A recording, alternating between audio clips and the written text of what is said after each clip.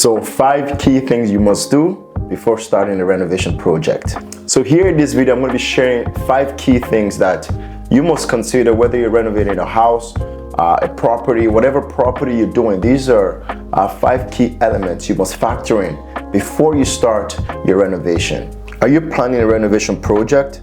Whether it's a simple room makeover or maybe a home addition. Perhaps you may just be doing a kitchen renovation, bathroom remodeling. Preparation is key to a successful project or a successful outcome on a renovation project. Stick around as we walk you through 5 crucial steps I believe you must take before starting any renovation project. So step number 1, make sure you set a realistic budget. I can't begin to stress this enough. We've had numerous times where people are setting unrealistic budget and they come in to find out halfway through the project that they don't have enough money, which end up leading to a disastrous project.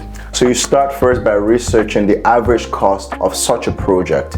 You research online to see what the going rate of a project is. For example, what are the going rate for a bathroom rental, going rate for a kitchen renovation, or if you're looking to do a home addition or a home extension, what are the price per square feet that the market price is for a job of that size. So definitely doing the research will help you identify the cost of a project that you're looking to get into. And also one thing to factor is you also make sure you have enough allowance on the side for contingency, typically around 10 to 15% or 20%.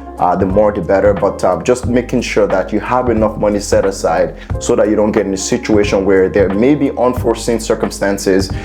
Usually after demolition there might be things that come up, just to make sure you have a contingency allowance set aside for that.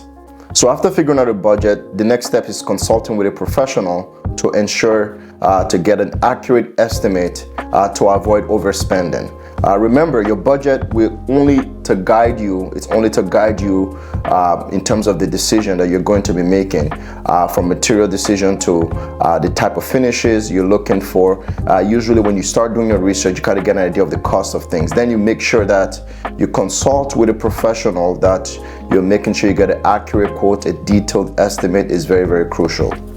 And I always recommend get 3 quotes. Even as a contractor myself, when I go to homeowners, I try not to be biased. I tell them, make sure you also get 2 other quotes along with my quote, just to make sure they know the cost of things. Going with the first quote is not always the best idea, unless obviously there's some instances where you may trust the contractor or whatever the case is. They've worked for you in the past and you love the quality.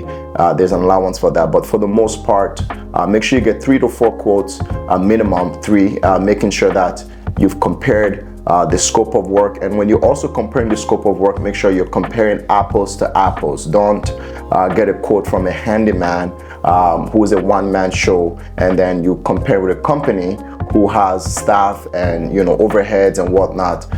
You're not comparing apples to apples there. So make sure the quality that you're looking for aligns with the contractor, also aligns with the budget and the estimates that you're getting. So number 2, research and permit. Next, you want to make sure you're checking with the local building code. Some things you have to make sure you're looking into: what are permits that you may need for your project. If you're doing a kitchen and bathroom, you may have to get a plumbing permit. Electrical ESA permits may have to be pulled for such project. If you're doing like a major renovation where you're removing a load-bearing wall, creating an open concept, you might need to get some structural permits for all the beams that are going to be installed. Especially if you're doing a home addition or home extension, you have to make sure you're checking your lot size coverage. You want to make sure you're staying within the property boundaries or your setbacks. Make sure you're within the regulation of the city before you start such a major project. You don't want to start digging your foundation and then you find out that you've exceeded the allowable building space that the city is required for you to build your property on. So skipping this step is not good. It could lead to fines, delays. Even sometimes you may have to undo the work that you've done, which may result in expenses being lost. So definitely this is very, very, very important. Work with a professional contractor who's familiar with the local building code and the regulation.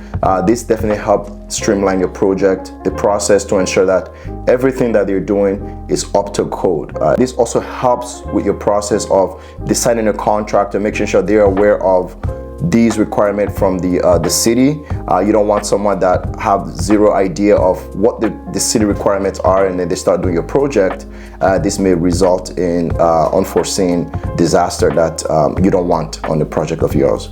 So number 3, very similar to number 2, make sure you are hiring the right professional, the right contractor for your project. So a renovation is only as good as the team behind it. So this part is very crucial. Make sure you're researching your contractor. Make sure you interview them. Get some references, call previous project, maybe go and see an actual site visit, an active project that they're on, read their reviews online, make sure they are actually an active company. There are a lot of bad actors out there these days. They're scammers as well.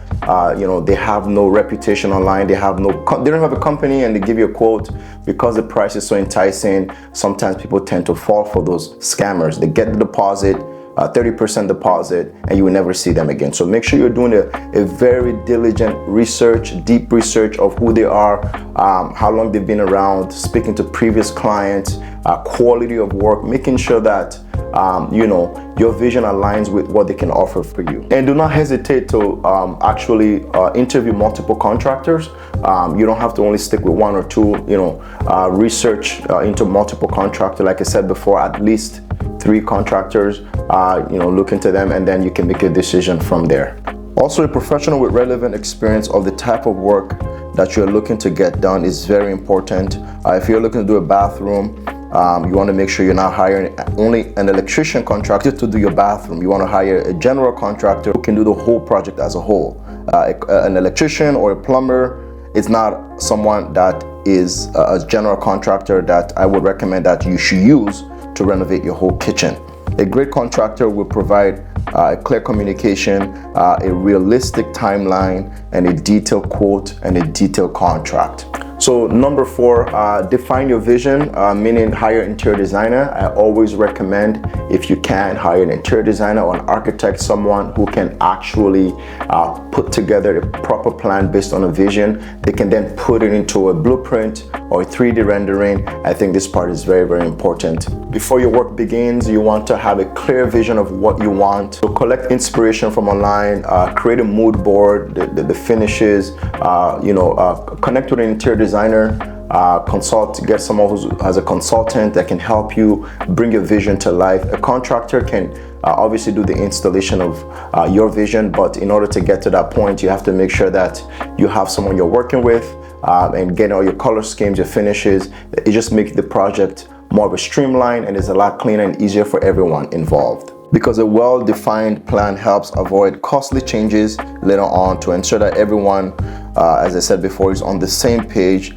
At the end of the day, you want to have that final result of what you actually want. So number 5, it might not be the most fun part for homeowners, especially when you're doing a home renovation. That definitely number 5 for me is making sure you're preparing the space. You're getting your house ready for the contractor. So this might even include you temporarily moving out of the house, getting an Airbnb, or moving in with a family member. This is very important. That way you're giving the contractor the space for them to do their work.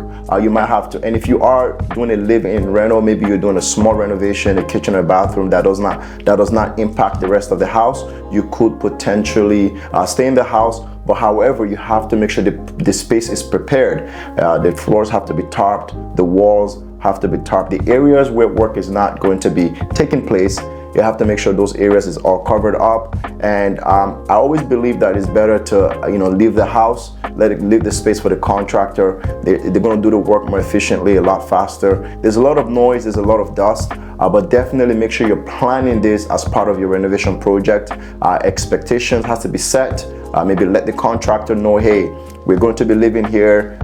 They have to add some contingency cost in terms of prepping the house for you guys to be able to live in. And this sometimes might also impact the scheduling. Maybe they can be working early, they can be finishing late. So these things are very, very important to discuss during your renovation project.